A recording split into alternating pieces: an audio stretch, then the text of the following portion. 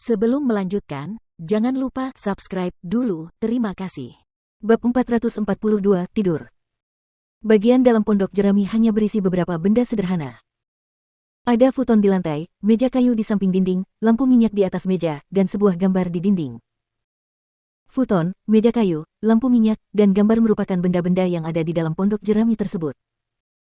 Setelah memasuki pondok jerami, apa yang pertama kali dilihat Jian Wushuang adalah sebuah gambar di dinding, yang di atasnya terdapat gunung yang menjulang tinggi. Gambar ini, Jian Wushuang sedikit mengernyit. Gambaran itu tidak terlalu abstrak, sebaliknya, terlalu biasa bagi Jian Wushuang. Memang, itu adalah gambar biasa tanpa misteri. Teknik menggambarnya juga sangat canggung dan biasa saja. Selain itu, futon, meja kayu, dan lampu minyak juga sangat biasa. Tidak ada yang luar biasa. Tetapi Jian Wushuang jelas menyadari bahwa karena benda-benda itu ada di sini, itu berarti benda-benda itu tidak normal. Jian Wushuang berjalan menuju futon yang menguning sambil berpikir sejenak, lalu dia duduk di atasnya. Begitu dia duduk, Jian Wushuang merasa seolah-olah pondok jerami telah berubah total. Ini, sedikit keterkejutan terpancar di mata Jian Wushuang. Dalam kesadarannya, futon yang tadinya biasa saja, kini terhubung dengan meja kayu, lampu minyak, dan gambar. Keempat benda sederhana itu tampaknya telah menjadi satu dunia utuh dalam sekejap. Seluruh dunia. Astaga, plus. Dengan wajah terkejut, Jian Wushuang duduk tegak di atas futon. Sekarang dia bisa merasakan struktur dunia tak kasat mata dengan lebih jelas. Dia juga mampu merasakan dengan jelas asal-usul dunia yang luas yang meliputi dunia. Dunia, ini dunia. Di mana ada kehidupan, di situ ada kematian. Di mana ada kehancuran, di situ ada penciptaan. Merangkul segalanya. Seketika, Jian Wushuang tenggelam dalam dunia yang dibentuk oleh futon, meja kayu, lampu minyak, dan gambar. Jantungnya benar-benar tenang, dan kesadarannya berangsur-angsur memudar. Setelah beberapa saat berlalu, ia tertidur. Tertidur. Siapapun yang bermeditasi di dunia pondok akan tertidur, dan Jian Wushuang kini juga tertidur. Status ini sebenarnya merupakan kesempatan besar, setara dengan pencerahan. Makin lama seseorang berada dalam kondisi ini, makin besar manfaatnya. Dalam tidurnya yang lelap, Jian Wushuang sama sekali mengabaikan perjalanan waktu. Di luar dunia pondok, An Feng tahu Jian Wushuang akan tinggal di sana untuk waktu yang lama, jadi dia pergi lebih awal. Rumah gua Markis Beimo pun menjadi sunyi lagi. Di luar rumah gua, di medan perang berapi yang meliputi 8 juta mil persegi, pertempuran terus berlanjut. Para ahli dari dua kubu utama masih berjuang untuk kepentingan dan prestasi pertempuran masing-masing. Dengan membantai Deng Huo, Jian Wushuang memang telah mendapatkan reputasi yang tinggi di medan perang berapi. Banyak orang yang kagum padanya dan semua orang di medan perang berapi membicarakan prestasinya untuk saat ini. Namun, seiring berjalannya waktu, kejadian baru terjadi dan pakar baru muncul, menggantikan topik mengenai Jian Wushuang. Begitulah keadaan di Flaming Battlefield, tempat para ahli terus bermunculan dan berjatuhan bak bintang. Adapun Jian Wushuang, dia tidak tahu apa-apa tentang ini karena dia tertidur selama 1 bulan, 2 bulan, 1 tahun, dan kemudian 2 tahun. Sebelum dia menyadarinya, Jian Wushuang telah tertidur selama 2 tahun 4 bulan.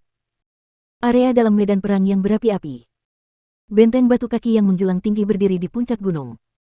Benteng batu kaki ini adalah kediaman penguasa kastil batu langit yang terkenal. Di aula benteng batu, di depan setiap meja, ada beberapa orang yang duduk. Selain penguasa benteng batu surga, ada 3 orang lagi. Tuan Istana Batu Surga, Anda buru-buru memanggil saya. Ada apa? Tanya seorang pria acuh tak acuh dengan jubah pendek.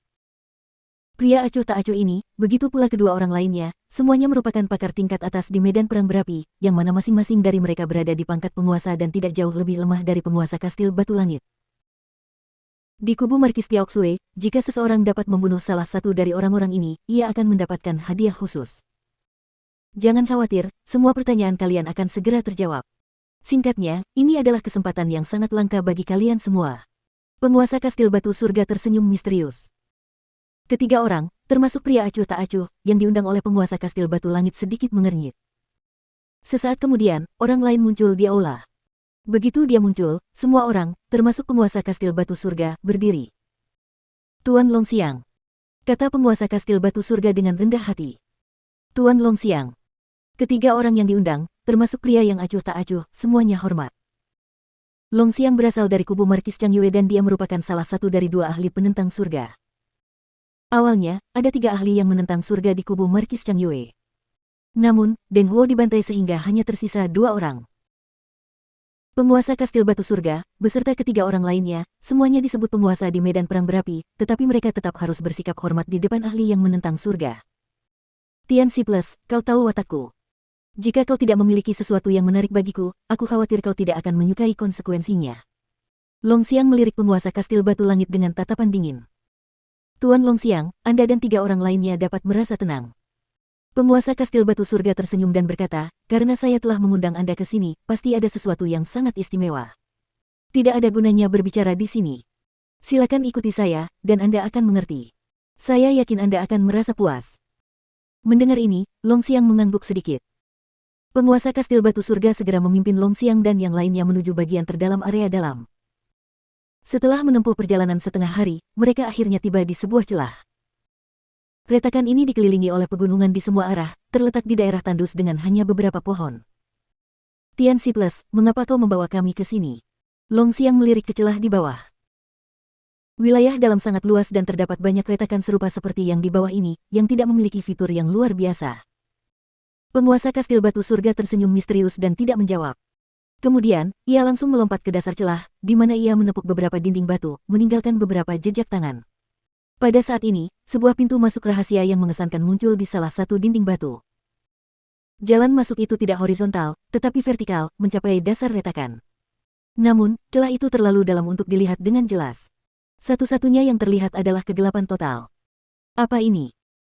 Ketika Long Xiang dan yang lainnya melihat entry itu tiba-tiba muncul, ekspresi mereka menjadi aneh. Entry ini, apakah itu? Pupil mata Long Xiang tiba-tiba mengecil.